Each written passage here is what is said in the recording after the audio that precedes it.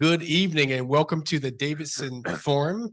My name is Daniel Heath and I have the privilege of serving as the inaugural director of the Davidson Forum. We're so excited to have you this evening. You could be in a lot of places like over there, but we're glad that you chose to be with us. We chose a topic and date intentionally with tomorrow's election in mind, with hopes that you will leave informed, inspired, and maybe even challenged. We'd like to thank especially those tuning in online. Thank you for joining us. And the recording of tonight's panel will be made available on the Davidson Forum landing page after Thanksgiving. I'd like to thank all of those who contributed to make tonight possible, including Gladys Newport, our department coordinator, digital event staff, and the technical services staff. Thank you all.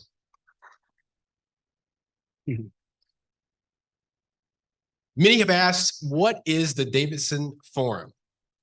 We have worked closely with the staff in college communications, and we are happy to announce that we will release a video at the end of the year that answers that very question.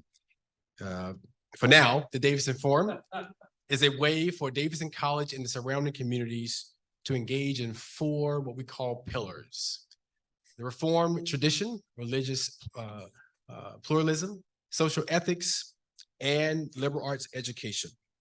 The forum will facilitate these engagements through speaker series, panel discussions like the one that will be offered tonight, experiential learning opportunities, and a newsletter. So please let us know. We can add your name to our Davidson Forum listserv by emailing us at davidsonforum@davidson.edu. Others have asked, what is a Reformed tradition? Now I'm going to try to do this in 20 seconds. The Reformed tradition was developed through the Protestant Reformation in the 16th century, and the Reformed tradition prioritizes humanistic liberal arts education, and it affirms that institutions need to be reformed over time in light of evolving cultural contexts. Consequently, this living tradition spurs the college's pursuit of new ways to respectfully engage current intellectual, social, and cultural realities, including our broadly diverse, pluralistic community of faculty, staff, students, alumni, and friends. I'm honored to introduce to some and present to others our panelists for our panel on religion and politics. And after brief introductions, each panelist will offer opening remarks from their field of expertise. I might ask a follow-up question, but we reserve our remaining time for you to engage with your response and your questions about religion and politics. Now for introductions. Dr. Bess Seka is the chair and associate professor of political science. Dr. Seka teaches courses in international relations and comparative politics with a particular focus on European politics. His research and teaching interests lie in the fields of public opinion, political behavior, European integration, international organizations, and post-communist politics. He examines the causes and consequences of political trust and satisfaction with democracy in Europe. Dr. Susan Roberts is a professor of political science. Dr. Roberts teaches courses in Congress, the presidency, parties and interest groups, and campaign strategy and public policy. Her research includes work in activism on reproductive policy, interest groups, political capital, and #politics, among others. She is the 2020 recipient of the Diane Blair Award from the Southern Political Science Association, presented biannually to a political scientist who has played an outstanding role in politics and/or government during his or her career. Dr. Doug Ottati is the Craig Family Distinguished Professor of Reformed Theology and Justice and my colleague with the Davidson Forum. Dr. Ottati teaches courses in Reformed Theology and Ethics, the Christian Faith, Being Human, Prophetic Christianity in America during the 20th century, and John Calvin's Institutes of the Christian Religion, among others. His scholarly interests include contemporary theology and ethics, as well as the history of theology and ethics in America. He is the past president of the Society of Christian Ethics. Tonight's program will be followed with a reception here in the 900 room, and we hope each of you will join us for further discussion. Friends, help me welcome our panelists.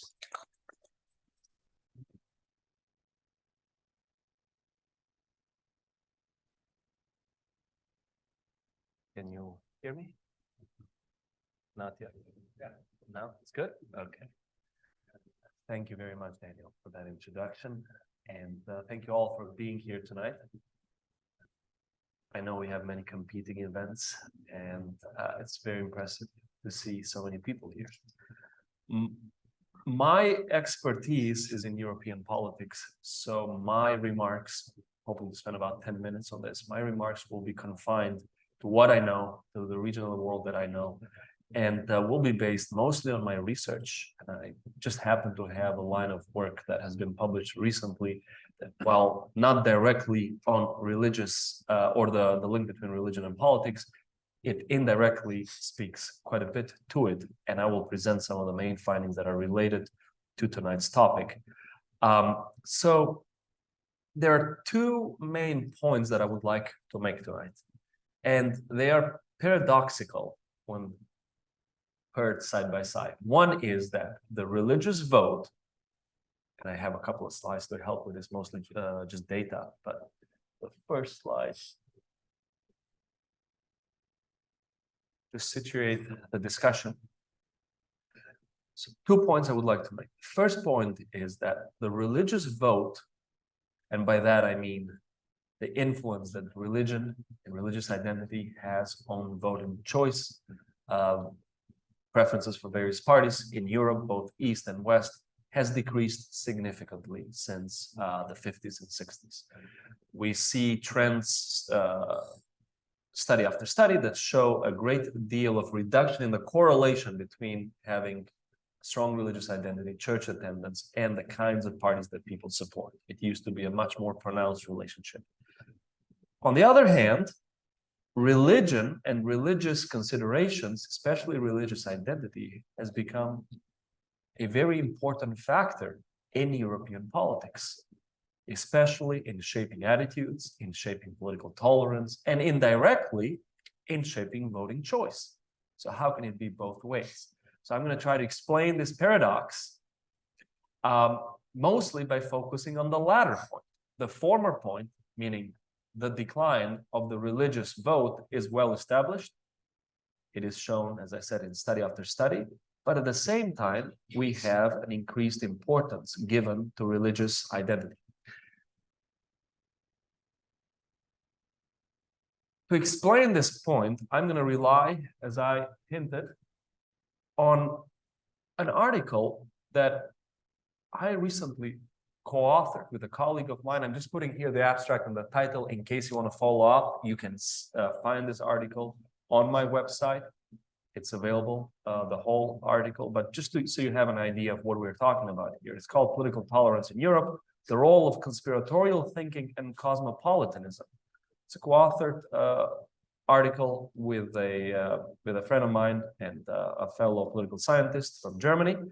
And it investigates the state of political tolerance in Europe by focusing specifically on how much Europeans tolerate most disliked groups. We, and by we I mean political scientists, like to think of political tolerance being a crucial feature of liberal democracies, tolerating those that might practice different religions, might have different ways of thinking about this world and the afterlife, as being a healthy sign of democracy. So we wanted to look into what are the determinants of political tolerance, defined as essentially acceptance of other ways of thinking and representation of interests.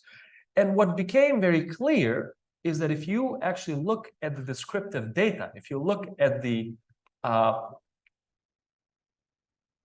survey results in terms of the most disliked groups, all of a sudden religious identity, specifically Muslims, right, in Europe becomes a very highly salient group, and one that comes second in this group of countries. And by the way, we have 10 European countries that include also Eastern European countries here. So this is not representative of the whole region of Western and Eastern Europe, just a subset of them, but nonetheless, it's an important set of countries.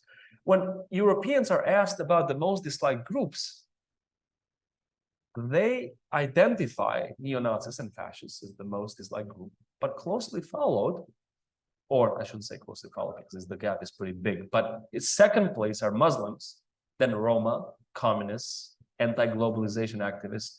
Lower on the list, you have Jews as well, but that is less than 1% of the Europeans who identify Jews as the most disliked group. So there's at least two groups here that have religious identity at the core of their, or religion being at the core of their identity.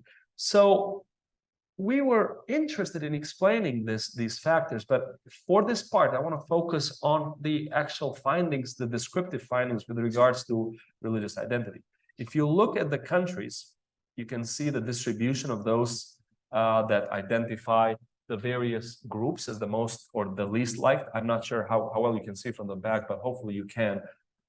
So in Czech Republic, for example, 30% of the respondents identified the neo-Nazis and fascists, and 22% identify Muslims. Those numbers changed quite a bit in Germany for a variety of reasons. Quite understandably, neo-Nazis and the fascists are the most disliked groups, Muslims only at 12%. But what's really interesting is that if you follow up with those that identify the most disliked group and ask them about one very fundamental issue of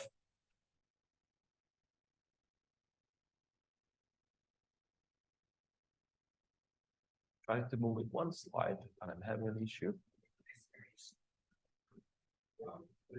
There we go. Okay.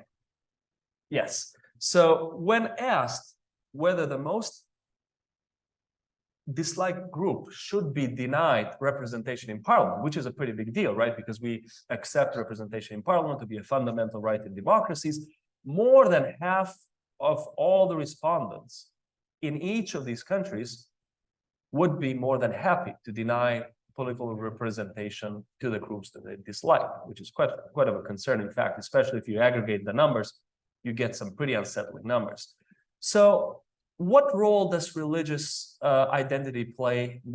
How has religious identity and the religious vote reshaped itself in more recent years so we can move away from the narrative of religious voting losing significance and how it has become an important element of European society? That's the more important question. I don't know how familiar you are with contemporary European politics, especially Western European politics, but increasingly so Eastern European politics as well. The most important domestic issue, I would say, is immigration. And immigration in the European context is tightly linked with religious identity, especially with Muslim immigration and fears of Muslim immigration. So these factors, especially the politicization of immigration from the Northern African countries, from Middle East and other parts of the world with Muslim majority populations, Turkey included, have created an atmosphere where intolerance towards migrants is channeled quite strongly towards or into intolerance towards Muslims. So one of the most potent political issues of the day in Europe is that of immigration and as it relates to Muslim immigration.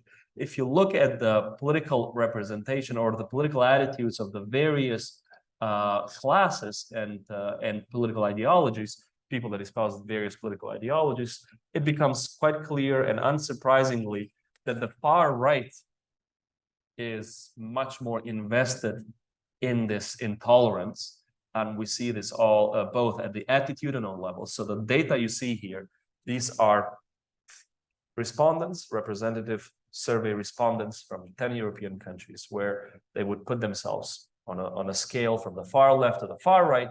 If you look at the far right, the bottom bar there, you will notice that on the far right, only 22% of the respondents identify neo-Nazis and fascists as the most disliked group, but 31% identify Muslims. And that number, unsurprisingly, gets lower and it flips as you go to the far left. So this is an issue that is concentrated on the far right.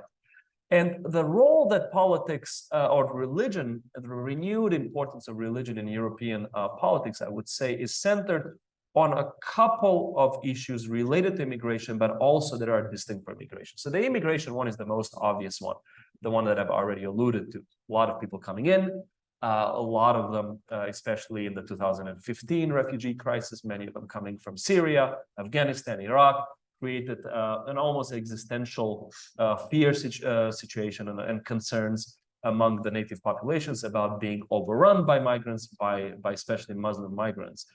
We don't hear so much about Ukrainian refugees, although there are millions of them throughout Europe, that it's much easier to assimilate them, or at least to absorb them. They have not been politicized in the European context currently. But when it comes to the Muslim immigrants, especially refugees and asylum seekers, this has been a highly salient political issue that has been weaponized by the far right. And you see a re-emergence of a religious identity in the sense of a stark contrast between traditionalist values put forth by the new far right movements. And they make the contrast between the traditional Christian values and the Muslim religion, and intolerance from Muslim fundamentalists provides ammunition to these far right parties. You see similar patterns with fundamentalism, or religious fundamentalism, becoming a propaganda issue in Russia. Prior to the war in Ukraine, for many years, the Putin regime actually, according to some analysts, hit a gold mine of propaganda when they started targeting the LGBT community, because it was a very popular set of policies and a targeting that the regime did in order to bolster support among the population because of latent attitudes within Russia. That is separate from the refugee and the migrant issue, but there is a renewed emphasis on religious identity that is coming from the right. And that has managed to get supporters from left parties, traditional social democratic parties, to move to the far right, because they feel, many of the supporters of former supporters of the left feel that they have been abandoned by left parties that have turned post-materialist, they have turned more moderate in their support for migrants and refugees. So they find a home among far right parties, which in the past had very little connection to religious identity, but they have figured out a way of making religious identity a salient issue and a powerful motivating factor in mobilizing support among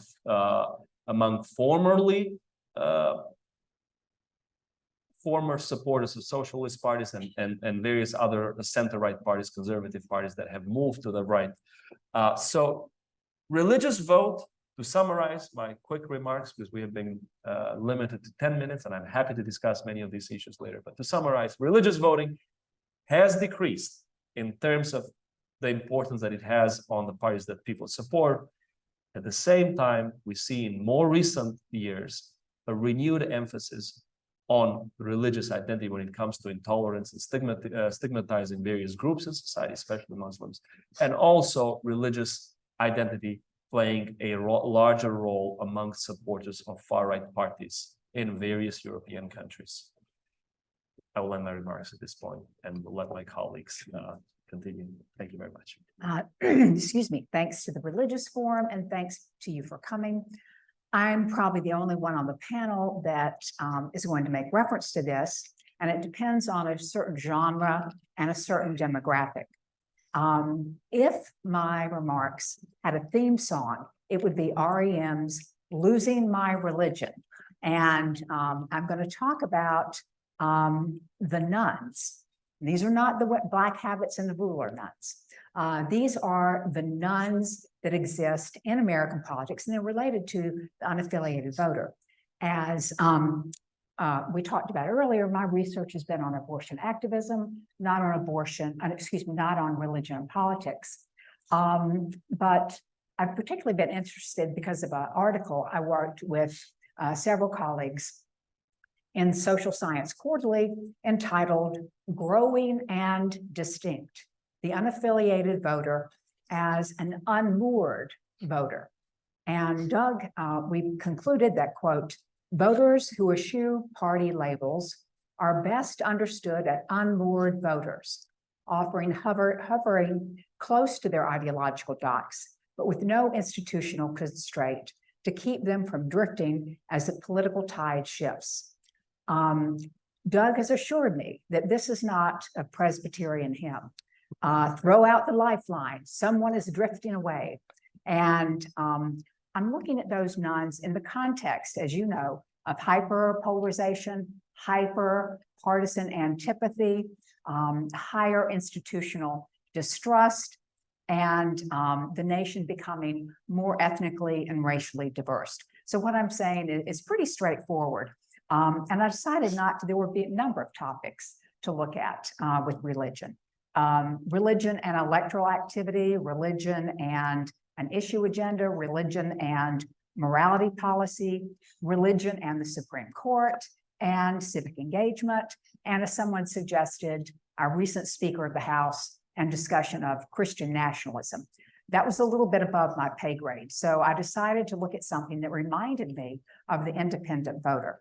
Tocqueville, who I always begin my talks with in class, wrote that we are a nation of joiners, and Americans have a great propensity to join groups. And I think that is important to what I'm saying. Robert Putnam wrote a book, Bowling Alone, in which he really decried the lack of associations in this country, equating it with almost the decline of civilization, because he said civic organizations really help with a sense of community, bridging and bonding social capital, and really a kind of series of trust. So Bowling Alone, and someone else wrote an article, Nicholas Layman, called Kicking in Groups, meaning that that's not the only way that we have social capital. And so what interests me, in addition to the unmoored voter, were a series of scholarly and popular articles. One scholarly article was entitled, "Did the Nuns Put Joe Biden in the White House? An Analysis of Voting Patterns of the Religiously Unaffiliated 2020. And the article just assumed that Trump, and looked and found that Trump had a decline in his baseline vote, especially from 2016 to 2020. Biden did better, and that there are small shifts that can decide an election. Another article was, more and more Americans aren't religious. Why are the Democrats ignoring these voters? And that was September 2020. And they acknowledged the challenge of organizing. They acknowledged that these voters were difficult to reach because they don't have church attendance. They have a lack of institutional leadership, and any overt appeal by the Democrats to the non-religious is risky, because you risk the people that both attend church and people that are spiritual and have faith. But they concluded that there is growing antipathy toward Donald Trump, and in his portrayal of America as a Christian nation, his agenda with LGBTQ, access to abortion, and also things such as counter rights. And the last article was in Politico in 2023, and it's called "The Religious Landscape is Undergoing Massive Change. It Could Decide the 2024 Election." And they talk about the God gap, and that is the degree to which people assume that the Republican Party is the party that will protect religious believers. And he talked about the fact that Democrats are becoming more secular over time, and I'll make reference to that. But they also quote, and this body sounds fascinating, the United States Association of Statisticians of America religious bodies. And every 10 years, they look at church attendance. They ask churches how many people are coming to your church. And if they see something that looks really like a discrepancy given the size of the church, they actually go out and count the number of cars in the parking lot to look at a more realistic view of religious attendance. So I knew there was something going on when we looked at these in the scholarly articles. I'm going to do something that most people don't do. I'm going to give you, in case you decide to go to the basketball game, you get bored and run out of time, Here are up front the 5 takeaways. Okay, you don't listen to anything else. These are the takeaways from the talk. The first is the nuns are growing steadily as the number of persons in the United States that are religiously affiliated decreases. Nuns up, religious affiliates down. Second, okay, counting is difficult. Counting the nuns is difficult. Third, and perhaps more importantly, the nuns are not a monolith, and I'll go into the different distinctions of the nuns. For what accounts for their increase and their complexity. And lastly, what interests me a little as a political scientist, the nuns continue to rise as the numbers identify themselves as independents from partisan identification increases as well. So I want to look later on, is there a connection between independent voter and the unaffiliated? First, they're growing numbers. And this is widely acknowledged, and that is about 30 to 34% of Americans consider themselves or identify as nuns. Okay, there's not a nun church or anything like that. They do talk about things that you do other things, that there's yoga and spiritualism, being a person that is a humanist. A person who's written a book about nuns characterizes, you know, if there were a graph, it would be a hockey stick, and that they've really increased since 2006. They've gone from, the unaffiliated have gone from 26.8 in 2020, from 16 in 2006. The white evangelical Protestants have gone down from, they're now 13.9%, and they were 17.8, I should round those, in 2006. The white mainline Protestants are down. They were 13.5% in 2006, and they're now, they were 17.8, 18%, and they're down to 13%. The Catholics are down to 12.5 from 16 in 2006. And scholars say there are as many nuns as there are Catholics and about evangelical Protestants in the United States. And meaning that political scientists and religious scholars and sociologists are going to take this into account when they look at the numbers and the distinctions. There's very little chance, scholars write, that the unaffiliated are going to return. There's also a life cycle event, so they may have something that occurs. Sometimes a nun might, N-O-N-E-S, a nun might marry and have children, and that is more of an impetus to say, I want my children to grow up in a church. But there's general agreement that the nuns are understudied and misunderstood. If we look at religious membership, it's plummeted among the Democrats. 1999, 2021, the Democrats went from 45 to 70% religiously affiliated to 45%, 70 to 45. The Republicans went from 80% to 60%.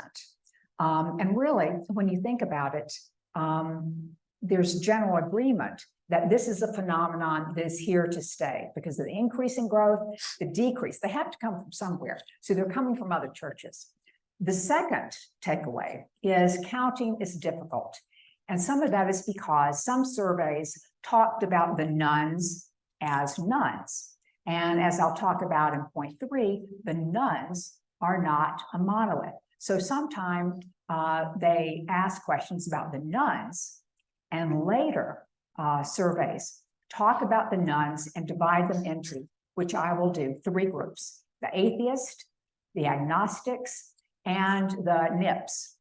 The atheist, the agnostic, and the NIPS. The NIPS are nothing in particular. And seriously, that's what they call these people. What do they have in common besides checking the same box? And the surveys I read so many surveys and they give different definitions and different numbers. Secondly, the time of study.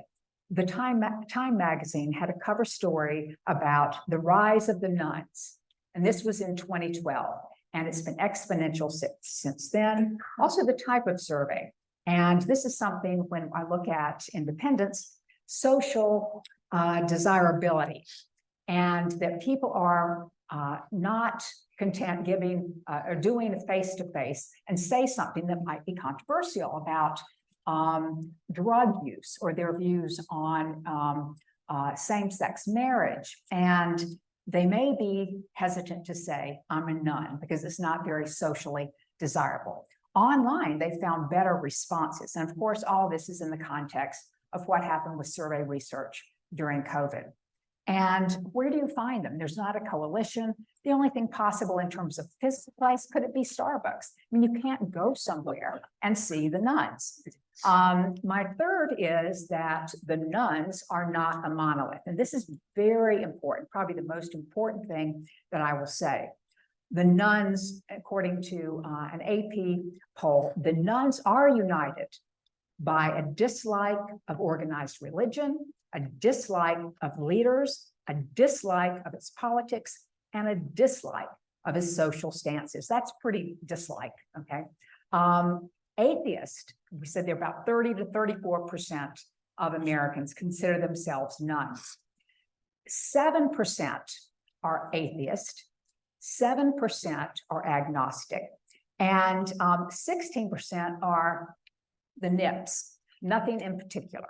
And the atheist, which I think is interesting, 41% are college educated. They very rarely, if ever, would think of voting or identifying as Republicans.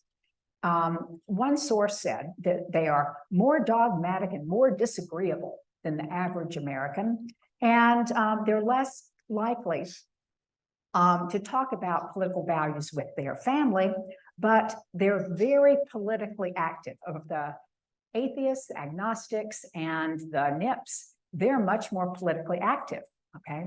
The second group, the agnostics, 41% for the atheist, 34% of the agnostics are college educated. Two, they're rarely identify with the Republican Party. They're open to a God. They're more likely to be involved in politics than the NIPS, but not quite as much as the atheist, okay? And they're less likely to talk about values with their families. The stars of the show are the NIPS. And 41, 34, only 28% of the NIPS are college educated. They exhibit a lot of political apathy. They're not politically active, and they're relatively uninterested in politics. They're less likely to feel politically efficacious, and they have a lower income than the atheist and the agnostics, and they could become a part of the GOP for what I call the hillbilly elegy factor. And that is they do feel marginalized, and they do have feelings that no one's listening. They're not just apathetic, they're a little alienated.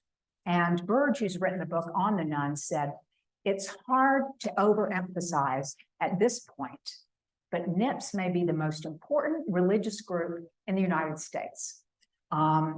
Fourth, what accounts for their increase? And we've talked about that, establish their increase. One thing that's written about is their antipathy towards Trump.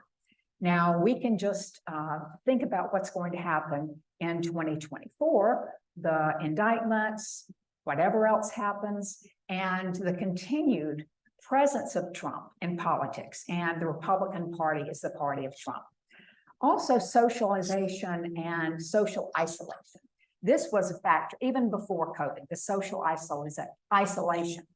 And the nuns are not as socialized as church-going or religiously affiliated. There is, a third point under this one, a loss of trust in institutions across the board. Congress, the presidency, and more recently, which, might be a problem for some of us that look at this as the higher court, the high court, loss of trust in the Supreme Court. You see what might increase in their numbers, it would be the issue agenda.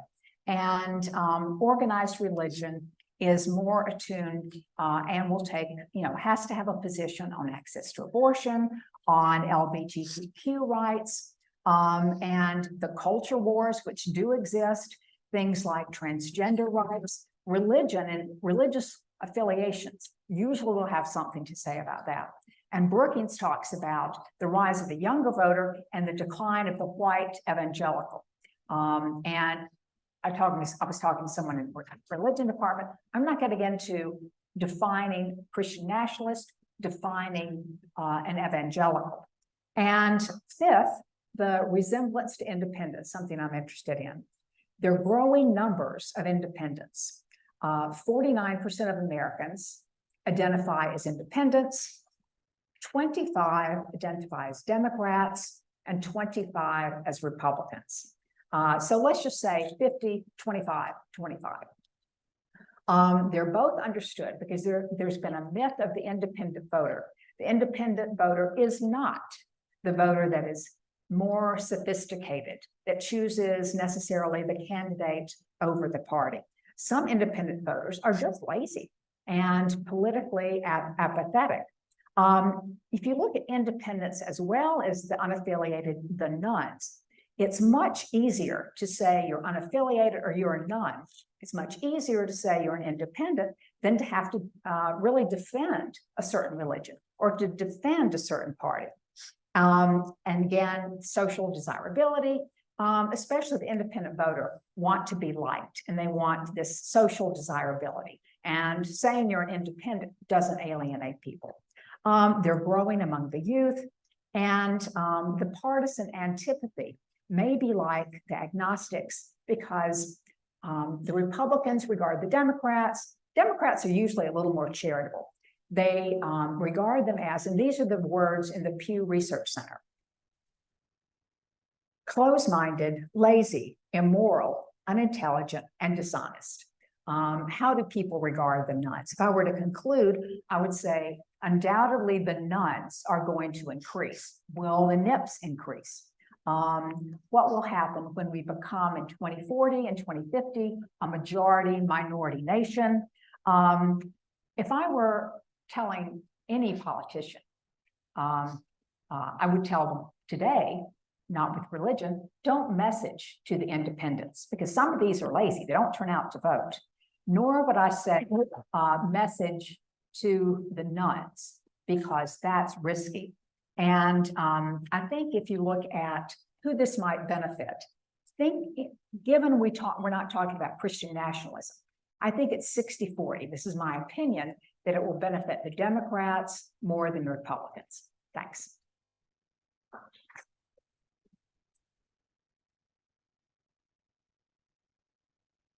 Well, thank you all for being here. You're going to be treated to hearing me as a theologian, which is a lot better than watching me play basketball. So I think that's probably a good thing. What I'm going to try and do is just lay out a theological position out of a certain sort of Protestantism and ask what its political implications are. So it's a normative talk, right? I mean, it's a theological talk. There are, of course, multiple Christian traditions, Catholic, Lutheran, evangelical, etc., and the differences sometimes are politically relevant. They're not always politically relevant. Sometimes they are. I address our topic as a Reformed theologian who represents a variety of Protestantism that emerged in the 16th century, as my colleague Daniel has said, 16th century in Europe, and with which Presbyterianism and this college are connected. I am going to present a more or less mainline or old line point of view, though there's more than one point of view in the old line or the main line. This one's going to be a little bit more Presbyterian shaded. I was very encouraged by the 13.5% figure, Susan, that might be mainline in America. That's the highest percentage I've heard in a long time. And all you Presbyterian ministers out there ought to feel a little better than you did at the last conference I attended with you. Reformed Protestantism encourages believers to participate in the polis, right, where the word politics comes from. Some Christian traditions, Amish, Mennonite, for example, are not as keen to do this. Moreover, unlike most current journalism, Reformed Christianity takes a broad view of politics as life in the polis or in the city, its government, economic structures, and cultural patterns before God. So it's not just electoral politics. You should go vote.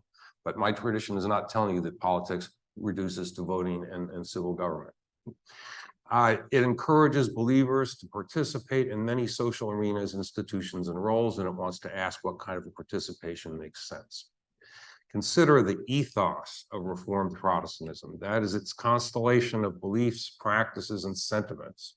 I want to do that to try and set up a kind of orientation in these matters. One major point is simply that God and God's purposes come first. Reformed worship begins with hymns and prayers praising and adoring the transcendent God. It does not begin with yet another therapeutic worry about how we're doing today. It doesn't, right? You just want to keep that in mind. Likewise, the Westminster Catechism claims that the chief end of the human being is to glorify God and enjoy God forever. It does not say my chief end is my own interests and life goals. It does not say my prime purpose is to make all the money I can. Not saying you can't have those goals, just can't have it to be a Reformed theologian. That's all I'm saying. Go ahead and have at it. Second, in Christ, God's kingdom or the fulfillment of God's purposes takes a specific pattern, namely love of neighbor. All have worth in relation to the gracious God who bestows benefits and gifts. God's kingdom therefore blesses the vulnerable and the poor.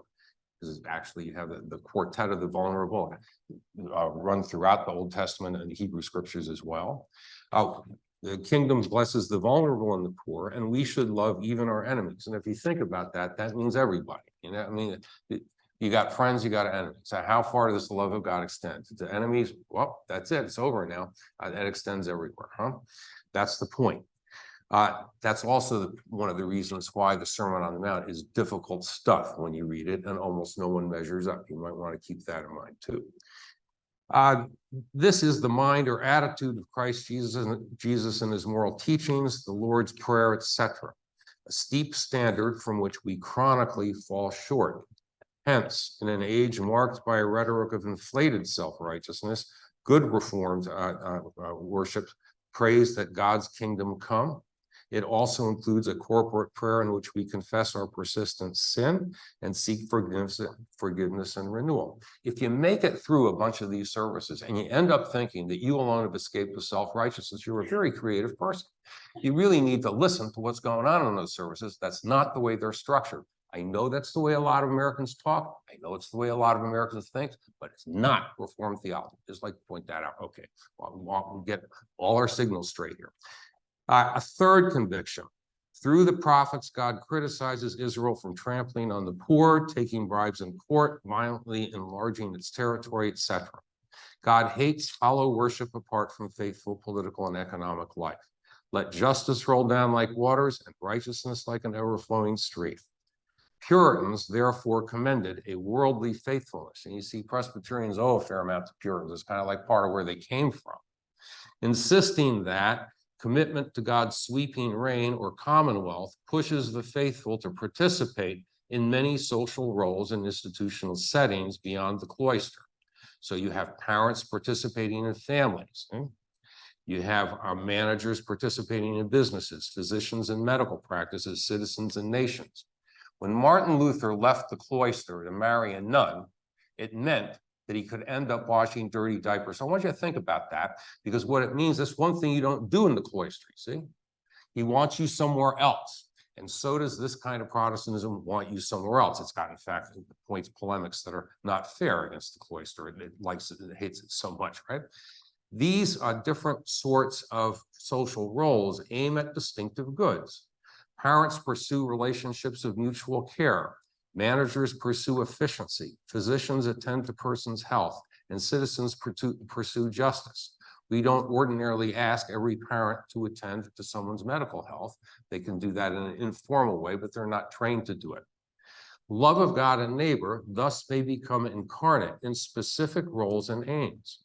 But sin or corrupted interests in things such as inordinate wealth and power also abounds. The question therefore becomes, how may these many roles be properly oriented? Puritans answered by being directed to the public good of the divine commonwealth, by being directed to the public good of the divine commonwealth. Richard Baxter, who is a 17th century guy, claimed that a parent's duty to train her child in the faithful and just performance of social roles and responsibilities serves not only the child's good, but also the wider public good. He reasoned that children, after all, become adults who shape society and on whom others depend. So the next time you meet someone who operates well, is really helpful socially, say maybe a little thank you, potentially, not necessarily, but potentially to the parents that turned them out that way, because they didn't do it by themselves. A physician's role, said Baxter, is to serve God and neighbor, and thus also the public good, through practices that aim at, quote, saving of men's lives and health, he said. To do this, one obtains specialized training and skills.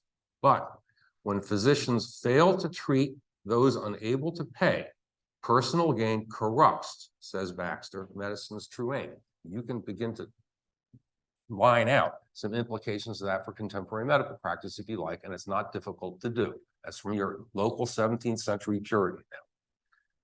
For Reformed Christians, reflection shows how some practices and skills learned in the world, e.g., for instance, competently repairing brakes, contribute to the wider good. And if you think about it, if you've got a mechanic who cannot competently repair your brakes, you're in a lot worse shape than if you have an incompetent professor.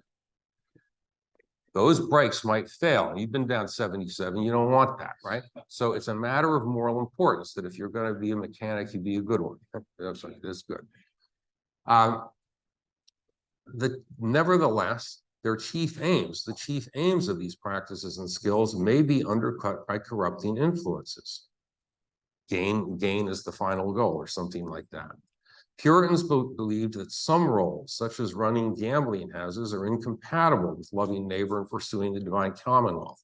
I know that sounds old-timey, and I'm not going to try and elaborate on it, though I did grow up not too far from Atlantic City, and if you think casinos are simply benign, you've got another thing coming. We may question today selling semi-automatic weapons or telemarketing calculated to confuse seniors, things of that sort. Again, conscientious Christians may refuse business as usual, where legitimate roles become badly skewed. There were some airline pilots a few years ago based in Texas who refused to work flights that the U.S. government was using to separate migrant children from their families at the border. They got some coverage. The airlines got a little upset. They didn't want to get someone like you upset about it. And so they reversed their policy and asked the government to quit it. You know, not a bad timeout. The guy who started it is a guy named Hunt Palmquist. I wish I could get him to come to my church. Okay, so the basic idea here is that a good life and a good society pursue multiple aims or goods that may contribute to the divine commonwealth or reign. Loyalty to that commonwealth, Puritans believed, sometimes feeds revolutionary commitments. They were involved in at least 4 of them. Presbyterian ethos joins them in favoring Republican policies with checks on the powers, inevitably sinful, of individuals, communities, and institutions. Not Republican in terms of U.S. politics, Republican like in the UK, as opposed to a monarchy. Okay, that's what goes on in this tradition here. Developing Baxter's ideas that parents in contemporary social democracies might also ask whether public schools and other institutions that support families are in good working order. That would be a fair thing to bring up. Contemporary corporatized medicine, especially with respect to access by the poor, seems ripe for transformative impulses. I think everyone in the society knows that already. You keep doing it. Not to mention fitting responses to repressive societies, systemic racism, unequal access to education, and so forth. And so what I want to conclude by saying is that here is an ethos of a particular religious community. It's not everyone. It's not even 13.5%. It's just how many Presbyterians, which is a sliver of that. Here's an ethos that encourages political participation, but also stands in tension with some ethai or ethoses. You know, I looked that up all over the place to try and figure out how to say it, and no one's really sure. Prominent in our society, but can there be more than one ethos out there? In fact, there can be in a pluralist society. For example, which ethoses does it seem in tension with? A commercial capitalist ethos that negatively impacts medical care, supports growing inequalities, and undermines good quality public education, etc. An American exceptionalism, Christian nationalism, etc., commitments that conflate God's expansive commonwealth with uncritical American patriotism. Is simply not true that the United States of America is the Commonwealth of God. No Puritan would have ever said that. Another tension with a therapeutic ethos that regards individual personal growth as the highest value. You know, M. Scott Peck once said that the purpose of marriage was the personal growth of the particular individuals involved. He changed his mind, fortunately, about a decade later. I mean, what does it take, to change your mind about something like that? Maybe being married for a while. It also is opposed to a bloated rhetoric of self-righteousness that undercuts meaningful public discussions and debates. And I could elaborate on that, but why try? I mean, it's all over the place in this country, right? And it also is in tension with current manifestations of perennial tendencies toward own group loyalty, paired with enmity toward outsiders, which is a primate characteristic. It's not just a characteristic of human beings. And you can see it in racism, LGBTQ phobia, anti-Semitism, anti-Muslimism, and all sorts of things. And it's also a great political song to play. Works almost every time in every generation to a degree. So these are the sorts of things that I think this ethos would stand against. Does it tell you exactly what to vote for? Not really. But it does have a general direction set to it. It's not without content and it's not neutral. So, thanks.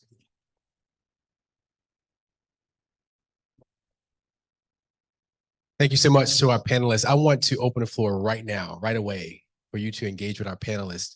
What questions or responses would you like to offer to the room? Who would like to be the first? Sure, thanks. Susan, you talked about various declines and so forth. And based on what Doug has just said about our college's tradition, has the college fallen down in not promoting and emphasizing this reform heritage that we have that really speaks to so much of this kind of turmoil that we are experiencing across the country? And particularly, does it speak to, and I don't know how much of this is on campus, the Christian nationalism that is damn frightening in terms of its faith interpretations? William, this is being taped. Okay. I'll do it again. I don't know if there is a schism between what the students today and the type of students that we used to attract in terms of the age decline. And a third of the nuns are 20 to 29. And I don't know, we no longer have chapel, we no longer have a department of religion, we have religious studies. I don't know if the college, quite frankly, should be promoting a certain religion. I think we promote things such as justice, community, faith. I think we promote the need to do good works, but I don't know if I think the college should promote a certain religion. And I know as much, about the Reformed tradition. I was born a Methodist, I was a Catholic for a while, now I'm a Presbyterian, I've never been a Baptist. So I don't know enough about the Presbyterian Church and how that heritage may have been passed down, or really what it is today. And I think we have more diversity on campus. And as you have that diversity, you're going to see more diversity in terms of the nuns.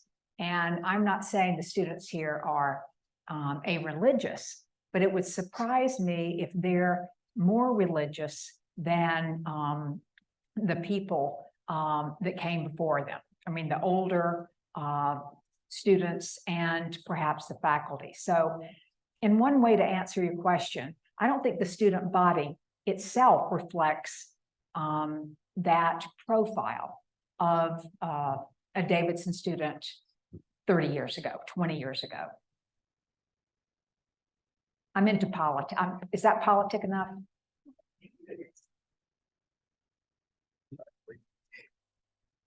I was glad to skew the microphone.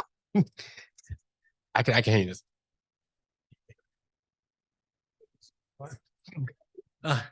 Sorry, I have a couple questions, but I'll ask one first and then I can go back to the first one's for, I'm sorry if I mispronounced your name. Is it Dr. Tseka? Yeah. Yeah. Very good. So I just had a quick question about the paradox. And I don't study this, so this is all informal stuff. So, but if it disappears, if the second side of the paradox isn't viewed as religious identities, but race and ethnicity, and Europeans have a very different way of working with race and ethnicity than Americans.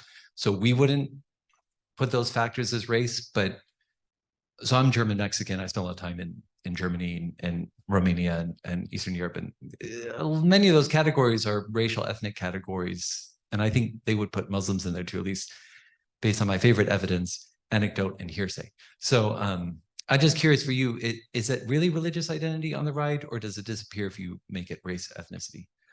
Yeah, excellent question. There's an overlap.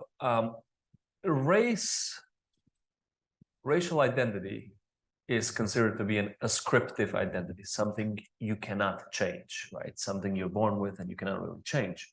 Religious identity comes very close to it in terms of how ascriptive it is.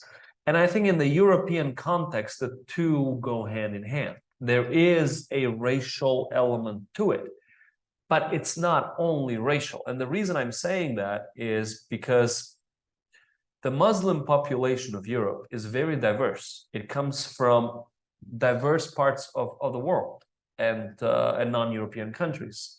So some of the folks that are Muslim and who have been stigmatized because of their religious identity are as white as all of the other Europeans. Others, obviously less so, depends on the part of the world they come from. So while race and ethnic identity can overlap with religious identity, I think there is a particular anti-Muslim sentiment among sectors of the population that transcends race. It's not just about race, but you're right. It can feel almost racial, but then when you see it travels beyond just race, it's clear that there's more to it. It's an excellent question. Thank you. Hello. So a lot of the institutions that represent religion, like the church, also has to do with achieving a sense of community.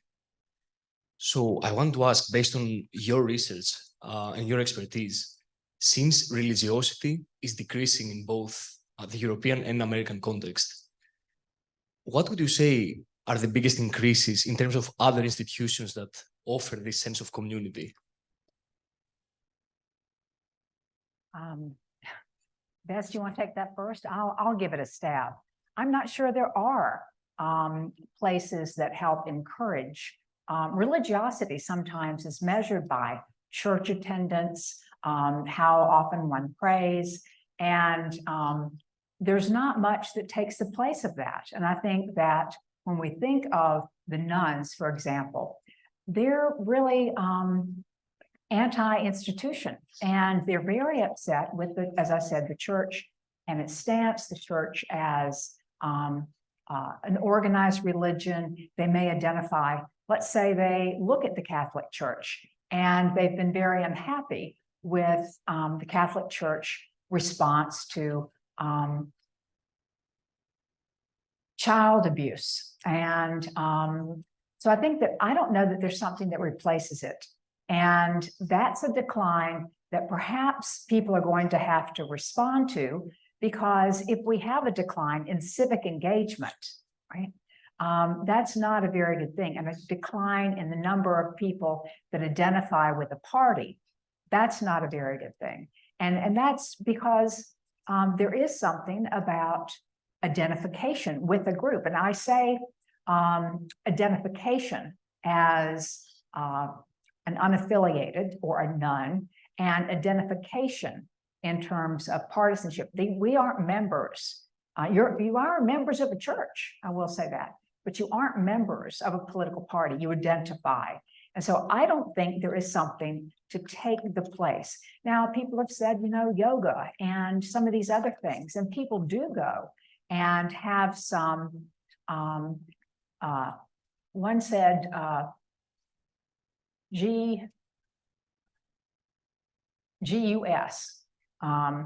the God upstairs. And they do talk about a higher being, and they do think about a community of people that care about some social issues, but not ones that are particularly addressed in a religious institution.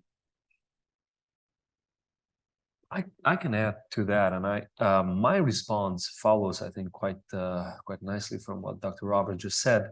A parallel trend that has been happening in Europe and is well documented, it's happened in the last 50, 60 years, is the rise of post-materialist values. And this has to do, or is closely related to the economic development of Western Europe, to the boom after the Second World War. And the basic theory is that as people's basic needs are met for safety, physiological needs, safety, they quickly move on to higher levels of needs. So this is part of Maslow's hierarchy. And the rise of post-materialist values has led to an increasing number of people identifying as post-materialists that put a lot more emphasis on values related to self-actualization, to achieving one's full potential, including creative activities, and less so on material goods. So what is the implication of that for the community aspect? And I think this is sort of a really good question. I don't think that the decline of organized religion has been replaced, or the feeling of community that it brings has been replaced fully by this, but some of it is more individualized niche pursuits of people in the pursuit of self-actualization. Dr. Roberts mentioned yoga. I can think of a variety of other pursuits that people have been engaged in. How satisfactory that has been, I'm not so sure. I don't exactly know. There is a lot of research that shows discontent of various kinds, discontent with political institutions, a decrease in trust in political institutions, and also horizontal trust, trusting your neighbors, trusting others. So that optimization of society, I think it has to do with the decline of organized religion. But post-materialist values and the pursuit of happiness through post-materialist values, including self-actualization, has partially, I think, taken the place of that form of belonging that existed before. Yeah. I'd like to say that I think that also connects with stuff about theology. Theology is not fundamentally a matter of where you're a member. It's a matter of how you approach life, your orientation in life, and how you think, and your commitments. And so it has to do with affectivities and loyalties. It has to do with an orientation in life. And if I understand what the sociologists are saying about people who are unmoored, it is that they're more likely to try and construct that on their own and in other ways. So one sort of interesting question for a bunch of religious associations is how they represent with integrity their own ethos and the way they want to orient people. What is the orientation? Not just like, what is to become a member and how do you check this box and that box, but how do you approach life? How is it that a religious tradition furnishes a wisdom for living that someone might find attractive or even helpful? Now, that seems to me to be a really helpful place to start asking about theology and religion, courtesy of some of these developments. I'm not saying that you can bring them about just to get a nice avenue for theology, but if you ever wanted to have an environment where people want to talk about how they understand the world and their worldviews and how they regard everything, what's valuable and what's right and what's wrong, you're in it. So I don't think of this as a terrible sort of thing for preaching or a terrible sort of thing for religious associations. Maybe if we go around counting cars in parking lots, maybe if we go around trying to figure out how many people check one box or other, it's going to look that way. How I walk to church. So you're not going to see my car in the parking lot. All I'm trying to say here is maybe increasing members isn't the whole ballgame. Maybe the ballgame is something else, like trying to articulate an integral gospel or something that orients people in life. Maybe the point is the increase of love of God and neighbor, not just winning elections. Maybe the point is not just having bigger churches and more cars and lots. Now, if that's true, then maybe there's a little room to move here. And it might not be such a tragic circumstance as it first appears. It might be kind of fun. Well, and to point out, a Pew Research study said, and remember I said 30 to 34% of Americans self-identify as nuns. 55% say that religion is a force of religion as a good for society. 55% say it is a source of good in society. Only 20% say it does harm more than good. And then you have the don't knows. Does it strengthen morality in society? 53%. It weakens morality, 12%. Does it mostly bring people together? 50%. Yeah. And I think you look at, I ran across belief, behavior, and belonging. And I think people can find those things in many different ways. One thing that it could be, I mean, maybe it's the growth of a megachurch, maybe it's the growth of a third party.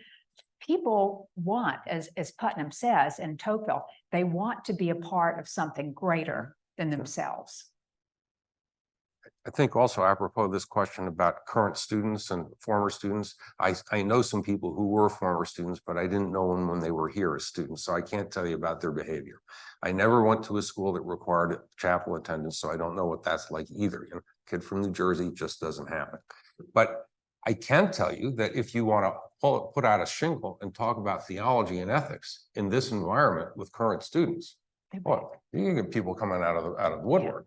So there's something that people are interested in terms of orienting themselves in lives, and they may do this a variety of different ways, but you know, they're interested in it. Friends, we'll take one more question from the floor and then we'll continue doing our reception. Go ahead. Professor Tardy, I got a question to you for you, following up with the orienting principle. So I'm from India, and a preeminent psychologist, social psychologist in India, Ashish Nandi, he finds that the city of Kochi in southern India, Kerala, has had little to no records of religious or communal violence. So in his research, he finds, he debunks a lot of reasons people give, which are, you know, typically material or, you know, higher education. All of these he debunks, and he finds that amity, and I'm quoting him here, he says, amity in the city of Kochi was based on mutual hatred of other groups. As an example, a Jewish community living in Kochi for 2,000 years would not allow their children to marry Jewish people from another community that was living there only for the last 500 years.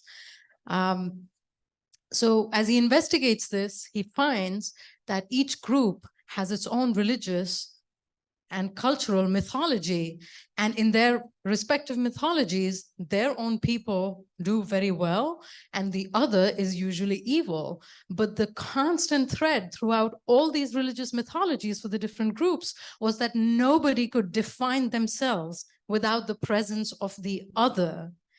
And I think religious texts, not necessarily churches, but religion, or at least, you know, discourse about religion under, you know, we do that on, like you mentioned, the shingles.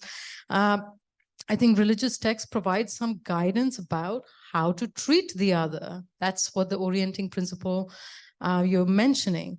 So what's going on with the failure of that essential precept, like you said, the love of neighbor not being translated into politics, whether we're looking at Eastern European politics? And, you know, some of it is really alarming when a majority of them would vote to deny political representation for the other. So what role can theologies play in this discourse?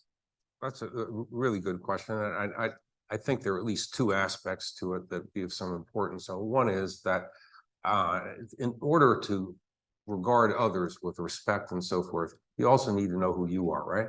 I mean, you can't decide that all of a sudden everyone It's a night in which all people have no particular religion or no particular ideas. If you do that and you claim that you're going to respect the next Muslim that walks in the door, they're not going to feel that way, I don't think. So one thing is respect for religious particularities in others who remain other and have their particularities probably implies some sense of your own particularity. It doesn't have to be a religious particularity. You take your pick, but you need to understand that you are not the universal person and they are not the universal person either. They're particulars, and you want to try and work through that. So one way, of course, to work with a bunch of people is to define yourself in relationship to them. I think that's important, and it can be done with respect sometimes too.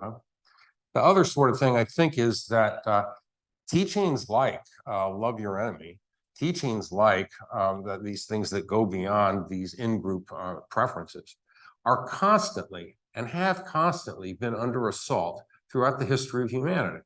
There is not some golden age back there where everyone turned around and said, hey, gee whiz, I think all these other people are not like me or wonderful. Let's go out to dinner. It's more likely to beating each other's heads in.